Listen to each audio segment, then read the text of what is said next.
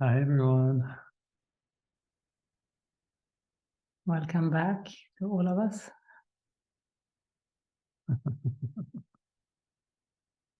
Yeah, it's been a lot of sweetness here with the retreat.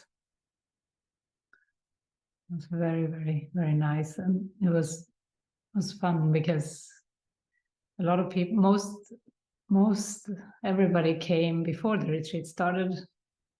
And everybody except for one stayed on after the retreat ended. so it was really nice. It was like, yeah, it had no beginning and no ending.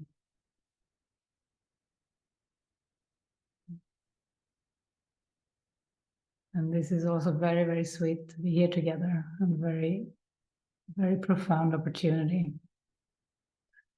We can allow this now to be our own opportunity here, your opportunity to really find the core, really find spirit, really allow it to just be felt within.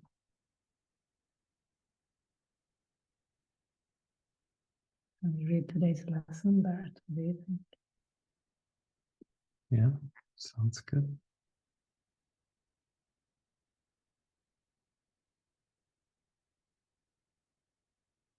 Today we're on lesson 334.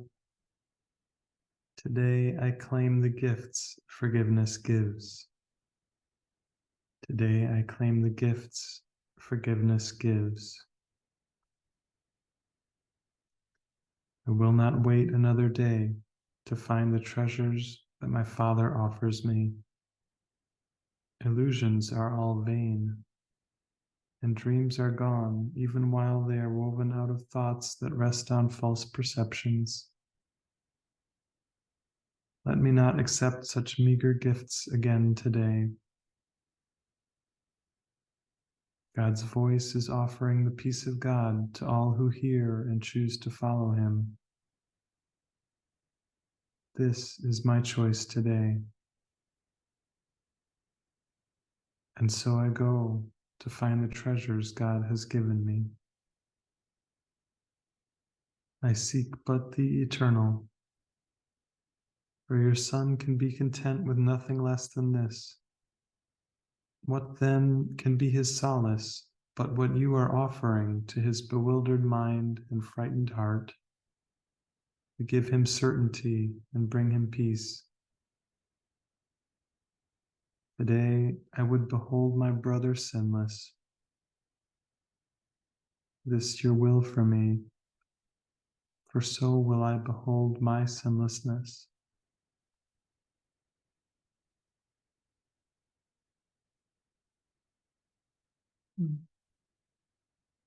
So we can allow this worthy prayer. This is a worthy prayer. Allow it to sink in.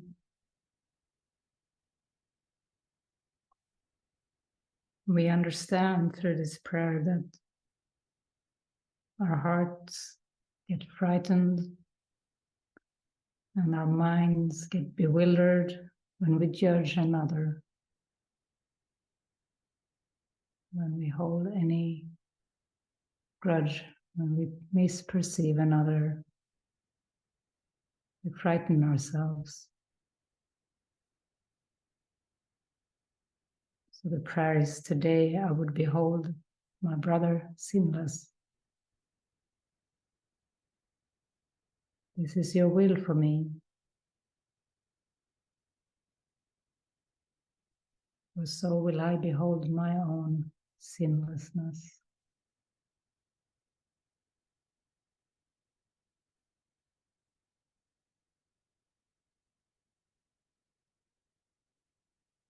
It's beautiful, and this is strength. Forgiveness is strength. Today I claim the gifts forgiveness gives.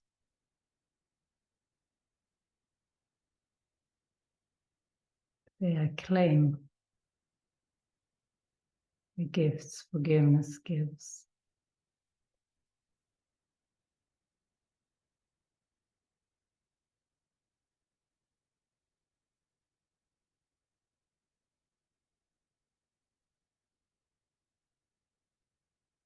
You can let this really, really sink in.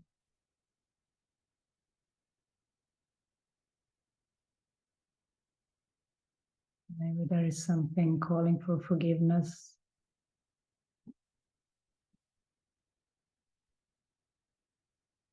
You can just allow right now.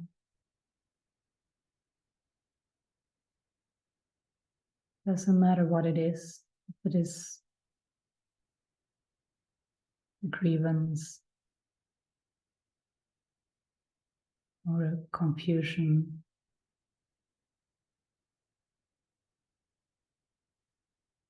or a judgment.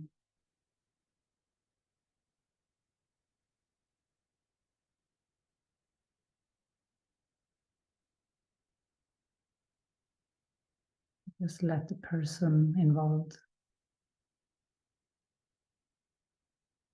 be invited in right now.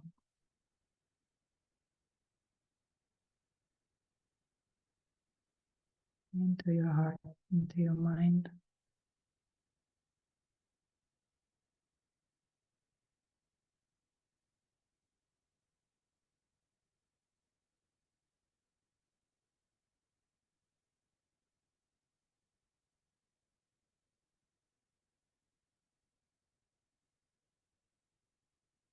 And as we forgive them, we can claim the gifts. Claim the gifts forgiveness gives.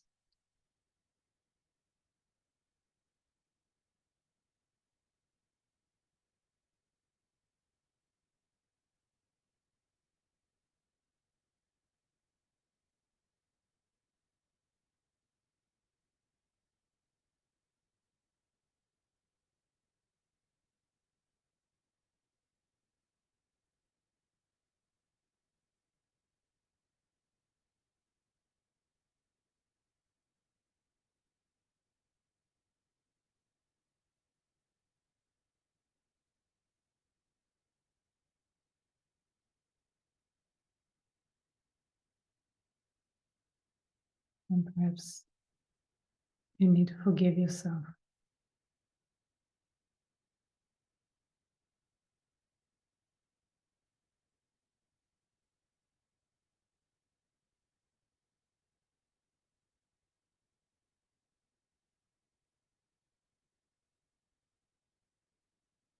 Release any bondage, any self-judgment.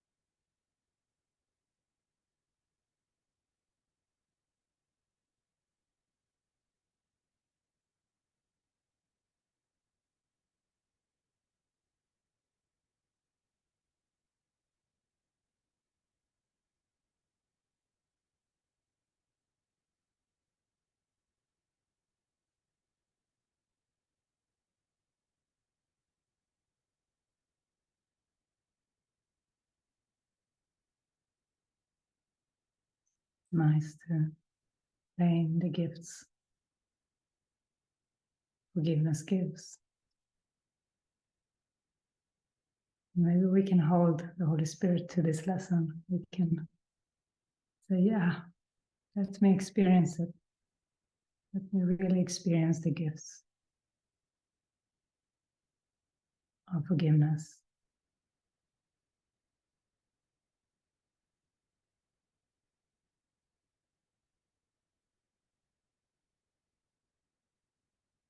The peace that comes with love and non-judgment.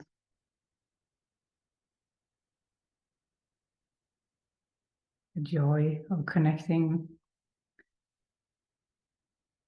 without any boundary inside, without any judgment.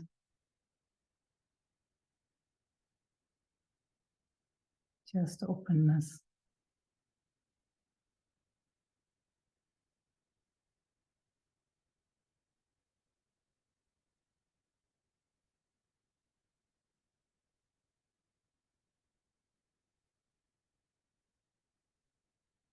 I think sometimes we take on some kind of self-judgment even after we have forgiven or tried to forgive. It can be habitual, this self-judgment.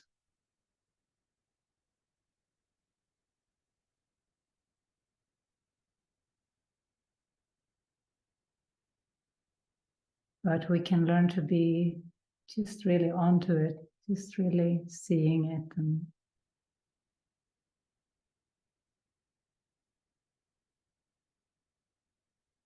when we see it, we can let it go again.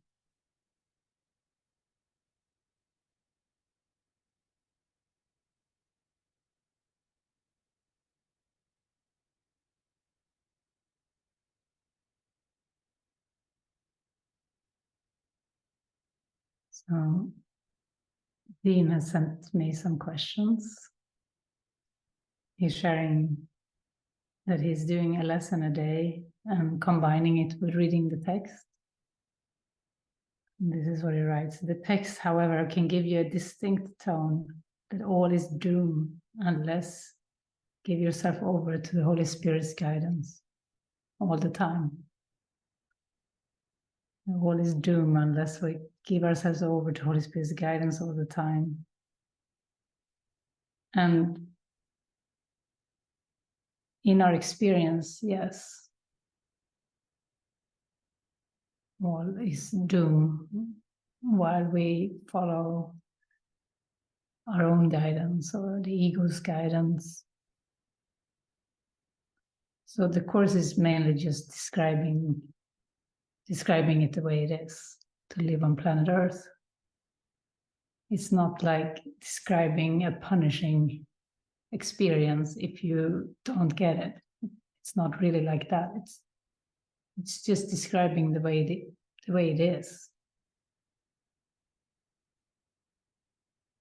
It is kind of like a doom and gloom in this world.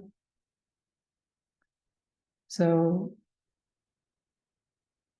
but yeah, it can be like a mouthful to take in the course all at once. So reading it can sometimes feel daunting because it is very strong. It's really saying it as it is, right to your face. So it can feel like, oh no, I'm failing all the time. I can't live up to this. It's too steep. It's just too much. But I think that's the time when we just need to be really gentle.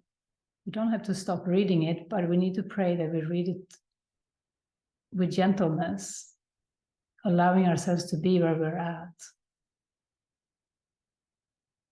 Because it is very strong. And Dean is also bringing up, in the last Zoom session, we talked about, I need do nothing. And this is in a way advanced mind training, to not do anything unless Spirit is telling you what to do. But we can always start to allow ourselves to practice it a little bit, or as much as you want to, as much as you feel called to. And I think once you're really feeling the calling, you want to do it all the time. But in the beginning, it can feel a bit difficult to not do anything unless you're guided. It can feel Like, how do you do that? And how do you know what's guided? I think that's where it's important to have some gentleness and say, I'm doing my best here.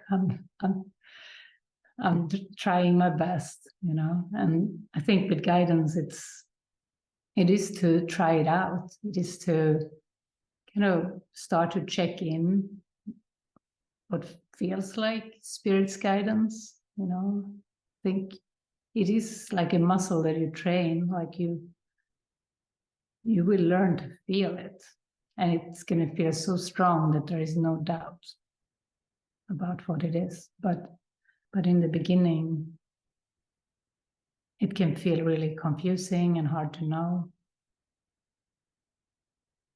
And that's where you just need to start to practice and try it out, feel it out, or even taking steps towards what seems to you it could be the guidance. You take some steps towards it and see if it holds, if it carries, if it pays off in terms of a higher state of mind, clarity, joy. Because usually when you feel into things with spirit, very soon you will learn to feel when it's not guided. It kind of drops away. It can be a thought that actually you just lose it. You just lose the thought, or something feels like a no. Sometimes with Barret and I, we share our thoughts about something. And after a minute of just sharing the thoughts, we both say, oh no, this one is not the guidance. This path is not guidance, but that path is the guidance. Or that's not for now, it's for tomorrow or for next week. But this is for now. So we give it some space. Like spirit is not like a machine that just tells us that this is what you're gonna do. No, we need to give spirit space. And really it's our own minds. We give space to take it in.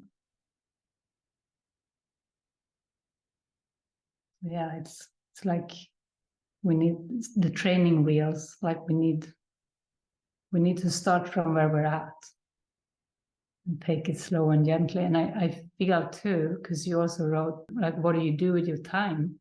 You want to go deeper and you want to follow guidance, but the days get very long when you just try to do this practice. And I feel this is where the joining comes in, like joining in community, joining with mighty companions.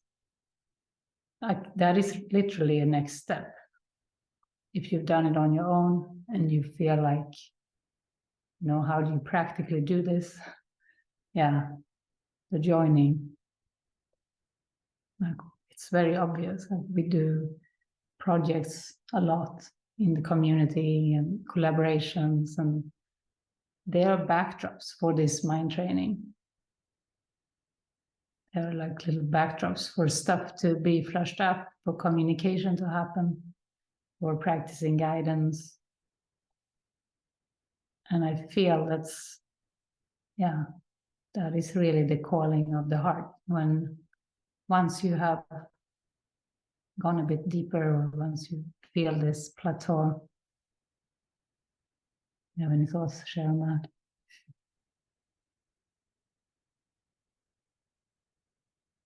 Yeah, we've had some outdoor projects last few days. Clearing away old stuff. Yeah, you're getting rid of the dead bushes and plants. And Marie-Louise and I had fun making a fire yesterday.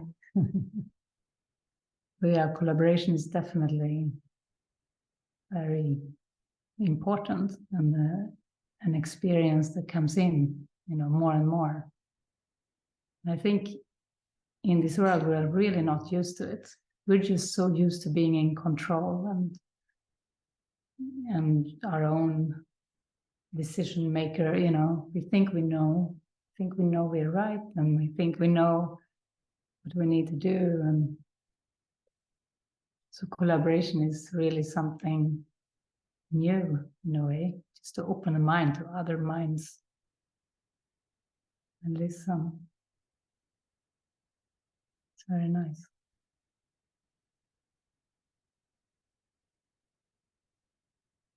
So I think that's my answer to your first question, Dean, about, I feel like your question is about like how you spend your time. Yeah, maybe there is more to it.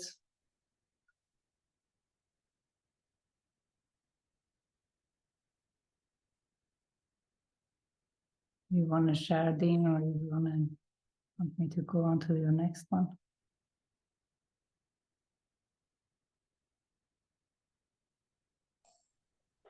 Hello, everyone.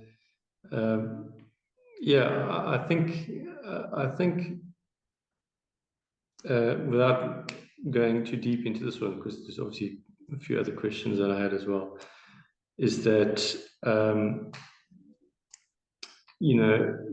routine probably plays a big part in the whole process. And my concern was that, you get up and you want to, do your lesson, let's get cracking on it. Let's feel the joy. Let's feel this. Let's feel that. And then it's not too long after that you realize, well, now you have to go shower, now you have to do something for work, perhaps. It's not even 7 o'clock in the morning yet, and you're feeling a little bit bored, and you're feeling, well, maybe I should do that lesson again, or maybe I should read 300 pages of the book, or whatever. So you bounce around, and thinking, oh, well, I need some quiet time, so I need to meditate for an hour and just try and get out of my head. But that too will only last an hour, and then you're back where you started. So I'm just, and I asked you these for these questions for practical advice rather than, and some of the other questions is about body itself.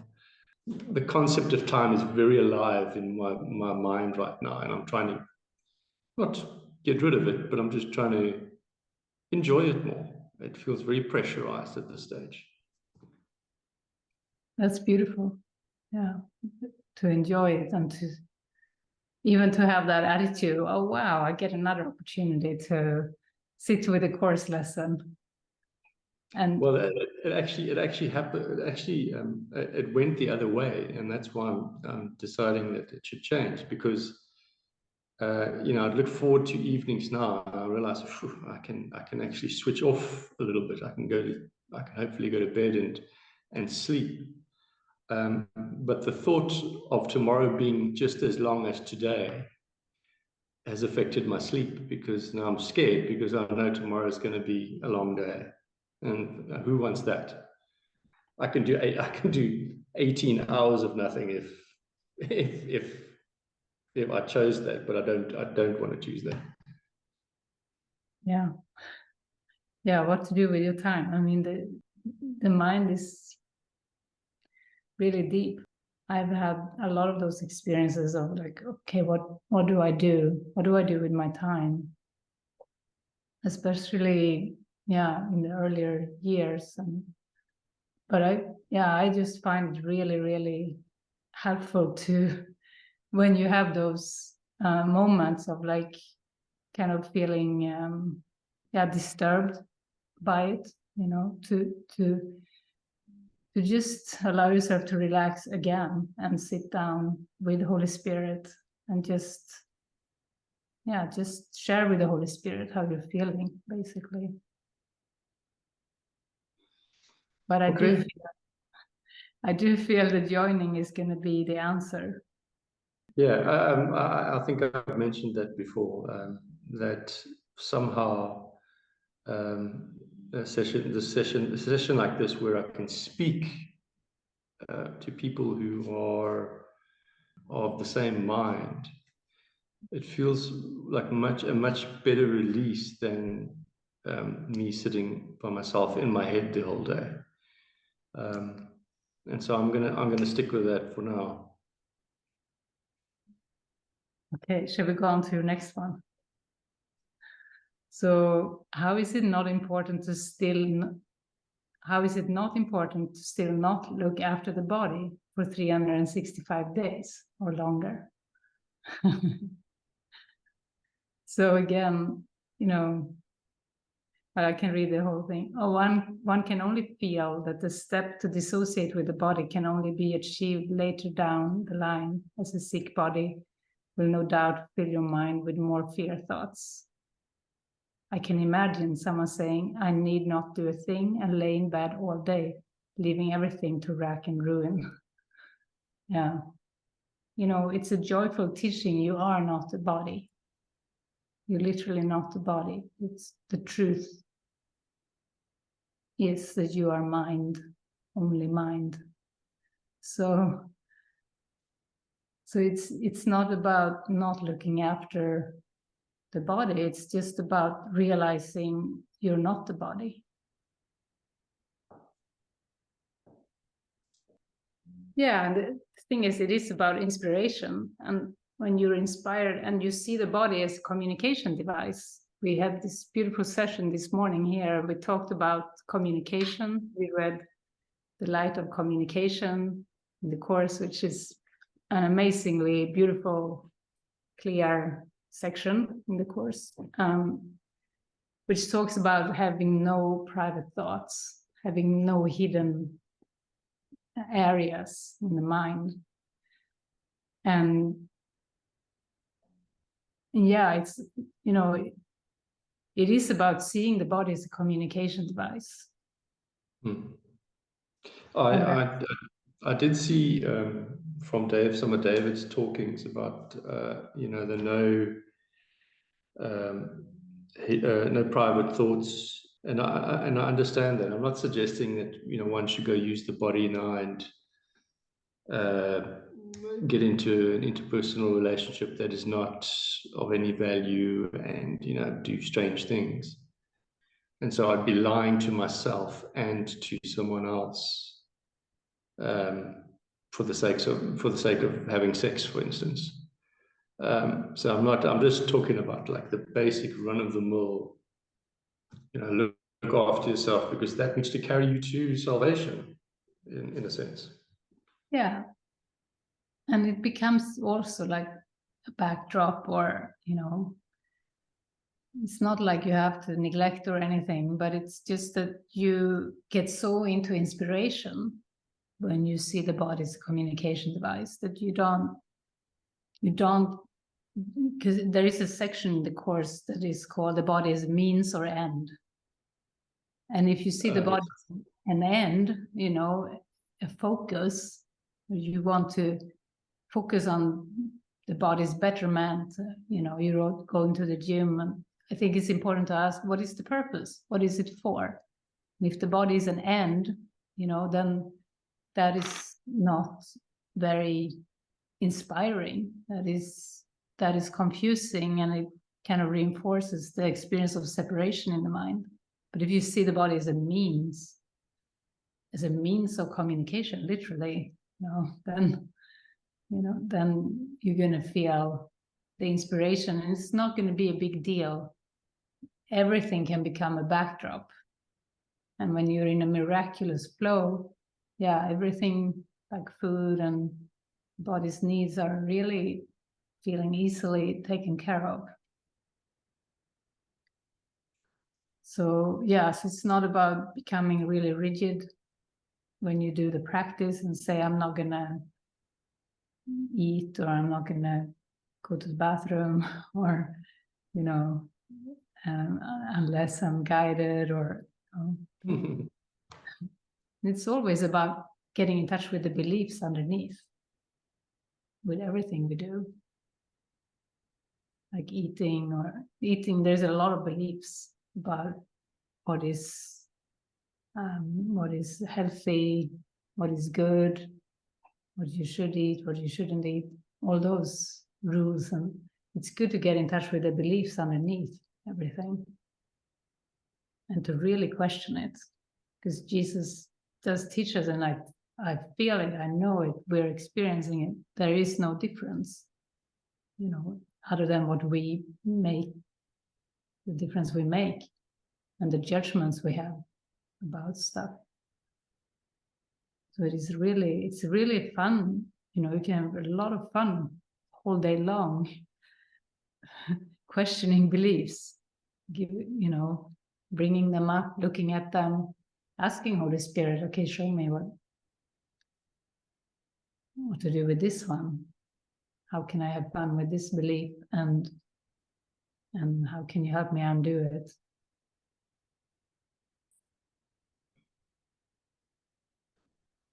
And Spirit guides us a lot with food and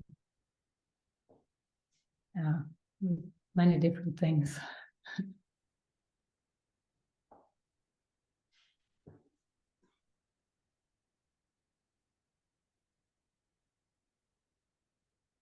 So what's next on the list? Yeah, that part you wrote at the end there. Someone can say, I don't need to do a thing, and lay on the bed, being depressed, leaving everything to wreck and ruin. Yeah, that's not really what it means. I need do nothing. I need do nothing. He doesn't say I shouldn't. You shouldn't do anything. He doesn't say that. He said, I need do nothing. He says that's actually the experience that comes to everyone in the end. I need do nothing, because I think he worded that way because the mind is so preoccupied with what to do next. What should I do next? Yeah, what should I think next? What is next? What will I get next? Yeah, well, that's my external experience. If I have to go outside and chat to people, it's always about what's next on the list, what's next on the list, what's next on the list. It's quite tough to stand on the outside of that and watch it all always happening, which I think is probably one of the reasons why I've been staying at home a little bit during this fragile time, because when you see it and you expose yourself to it, it can be quite intense, but it just seems to be quite noisy, quite whereas in the past you wouldn't give it a thought because you were part of it. Now it seems to be quite in your face, and because you're aware of it.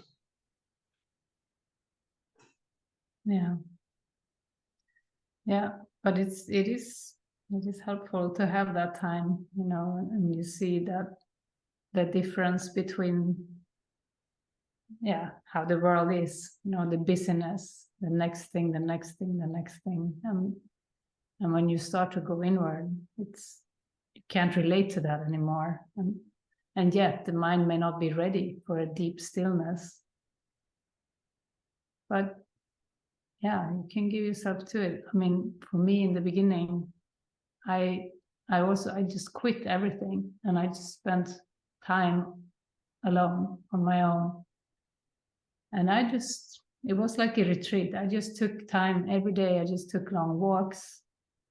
I was journaling. I was just exploring my mind and my beliefs, and sometimes I was just sitting for hours, just meditating or just looking at my thoughts.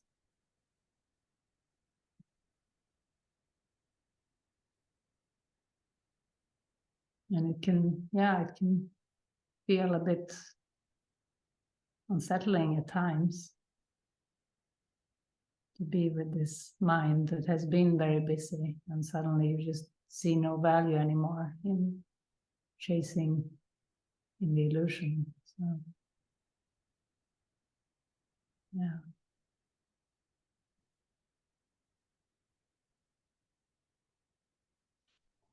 But it's to let the spirit inspire us and not the ego, because to lay in bed and say, I don't need to do anything.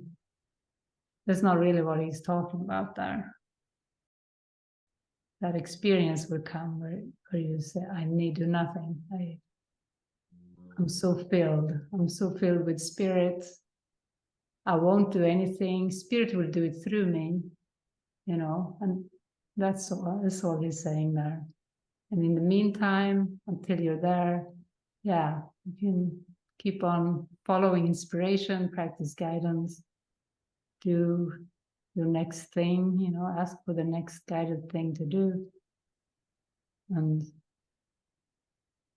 yeah, practice in that way. And maybe we go on to your next questions too in a bit, but we could also just give space to see if there is who would like to share.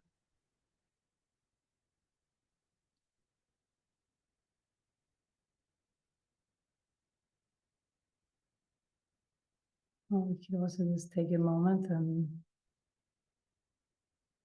come back, because we're not here to figure out anything, really. Just here to find this deeper experience of God.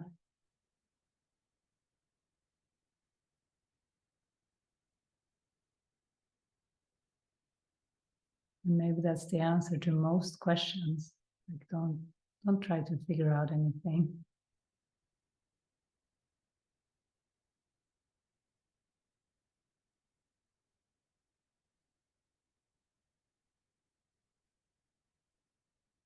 Yeah, is there anything else anyone would like to lift up?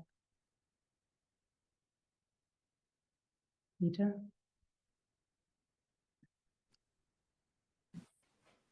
Hi. Hi. I think the thing that what distresses me a lot is when I experience us having difficulty collaborating.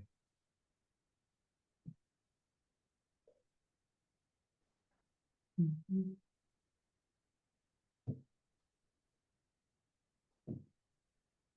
Sometimes it's just a sign that you're ready for the next move. Next move. Yeah.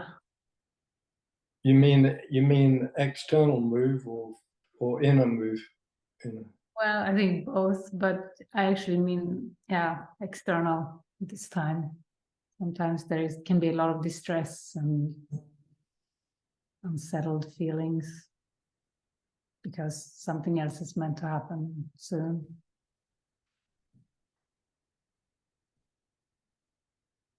Yeah. Feels true. And with collaboration, you really need a leader. And you need that leader to be the Holy Spirit.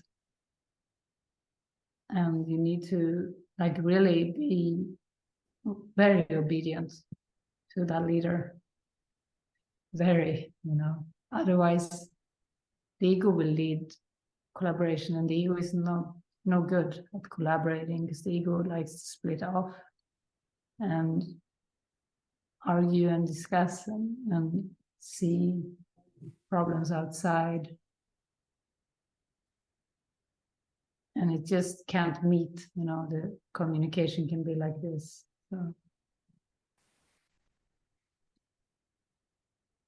So first to pray for the leader to be present and then trust it.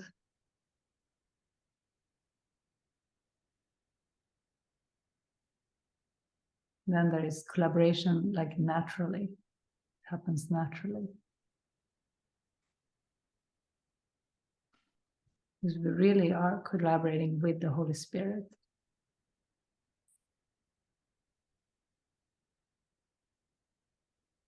Brothers and sisters join in that when we do that collaboration. There's times when it's flowing between us, and then there are other times it's just like you described. It's just I don't know what I mean. I can only do what I'm trying to do, and I just, that doesn't seem to be enough. And I don't know what I should be doing when it just gets what seems to be difficult. And is there something inside you feel you're defending, or you think you need to be right about something? Well, I do sometimes think that, yeah, but I felt like I just had a lot of hurt come up, and that's been stronger than any time before. So I know previously I've been defending that, but I suppose I kind of do feel blaming towards Solveig. I kind of feel like seems to go back into the same pattern, and I just don't understand it. I just don't understand where it comes from. And I just want to speak about it. And I find, you know, we can't seem to do that. I don't know. I feel right about that somehow. I feel like let's do something, or let's. Well, I think a lot of times, the relationship will feel a bit difficult because it is for healing. Most of the time, I think there's going to be like healing.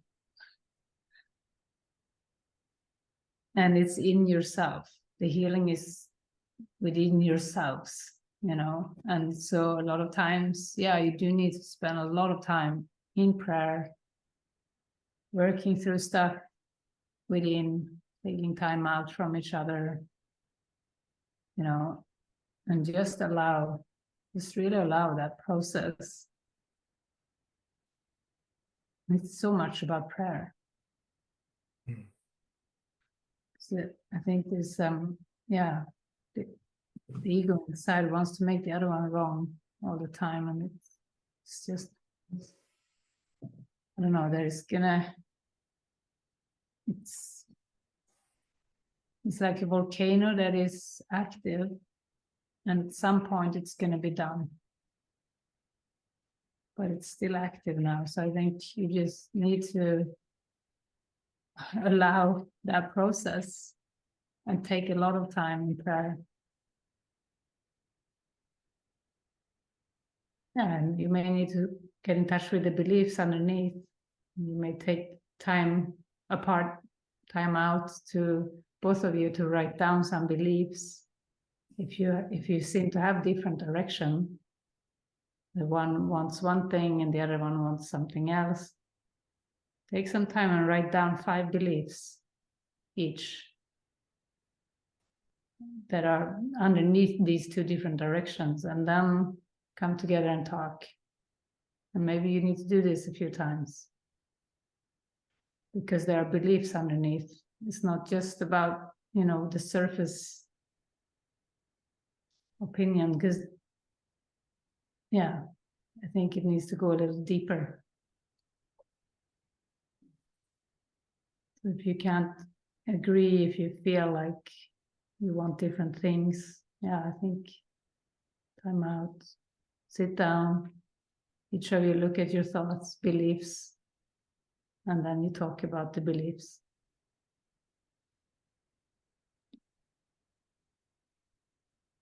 And if the beliefs are really different, if the desire underneath is really different, then you need to get clear on what is the direction then. If you are not in agreement of the core, core desire or core direction. But it feels good. It feels good for you to explore this way. And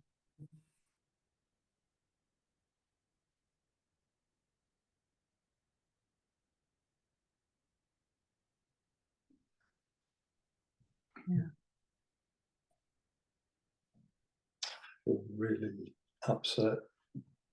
So what are you feeling? You seem to feel unfairly treated. Yeah, I think that's what's been coming up. Sort of victim place in me, and frustration, Yeah. If you perceive yourself unfairly treated, you have identified yourself with an illusion. Yeah. So then it's something to work through. Yeah. I think that's what I have been endeavoring to do the last couple of days. Feels like old family patterns coming up.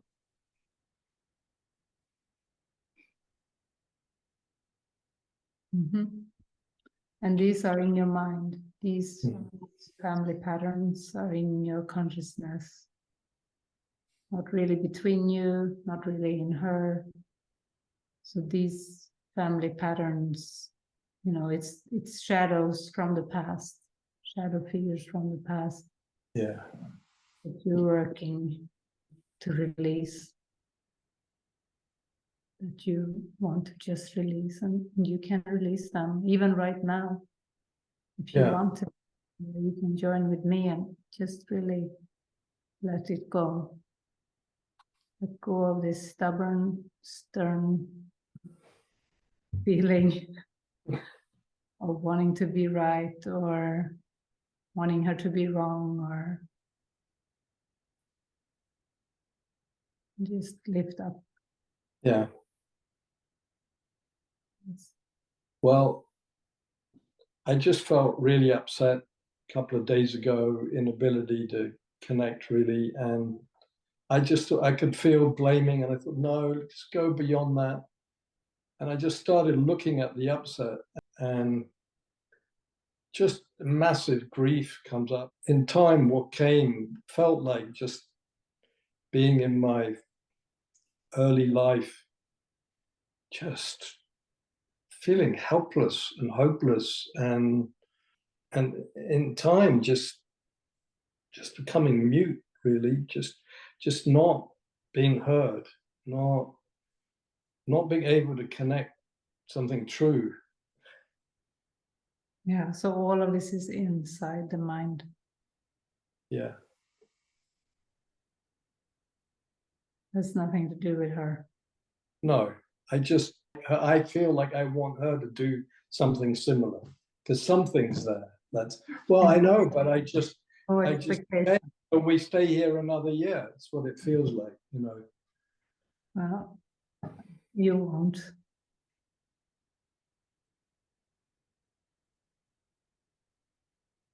But yeah, I mean, just take it. I think, yeah, I don't feel to spend a lot more time with this now, but yeah, just take some more time out and get in touch with some of the beliefs and write them down, and then maybe talk about the next steps when it feels like the right time for that.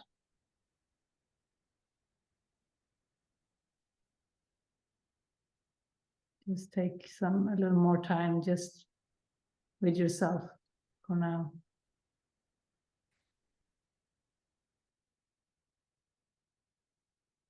Okay, anybody else?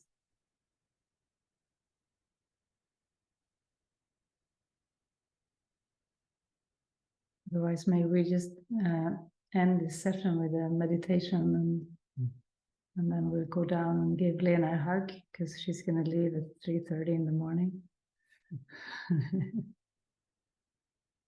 So yeah, we can just take a moment again and just release anything that you have perceived, anything you have thought, anything you have thought is going on with someone else.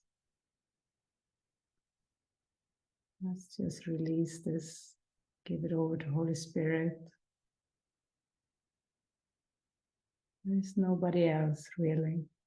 There can be disturbing thoughts in the mind, and they can look in many different ways. And they can all be released. They can all be handed over.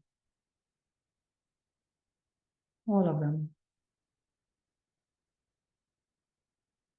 And scoop them up from the depths of our psyche. All the disturbing thoughts,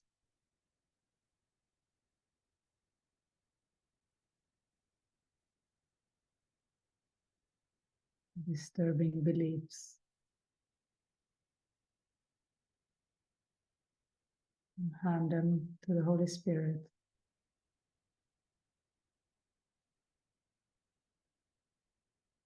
You can even say, I am entitled to miracles. I am entitled to healing.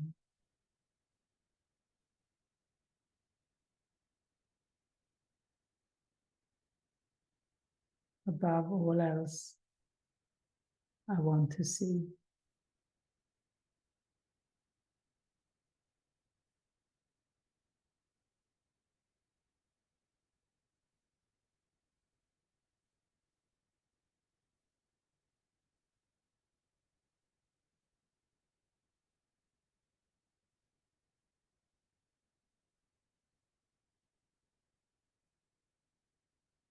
The Holy Spirit is here wanting to help us get really, really clear, offering deep peace,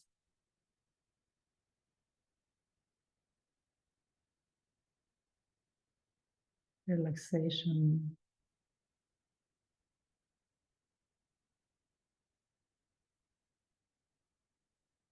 and love.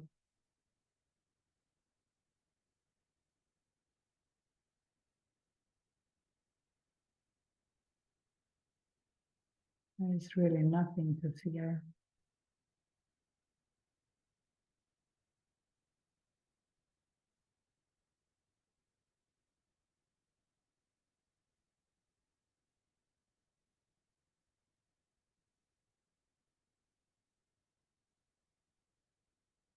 So if there are still superficial thoughts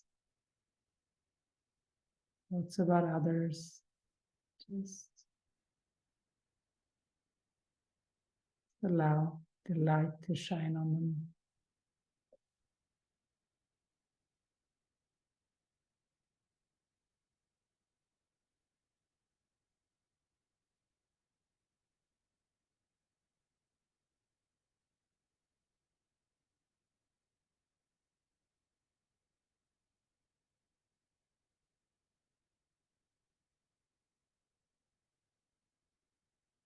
I think we're gonna just end this session, but you're so welcome, of course, to stay in your space, stay in your meditation.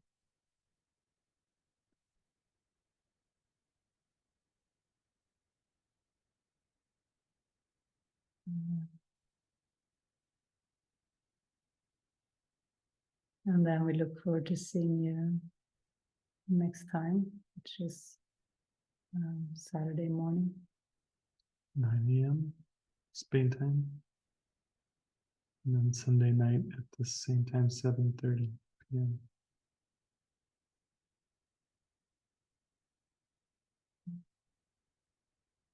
Warm love and blessings, everybody.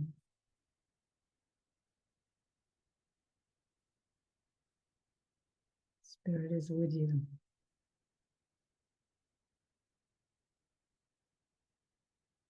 Yeah, love you all.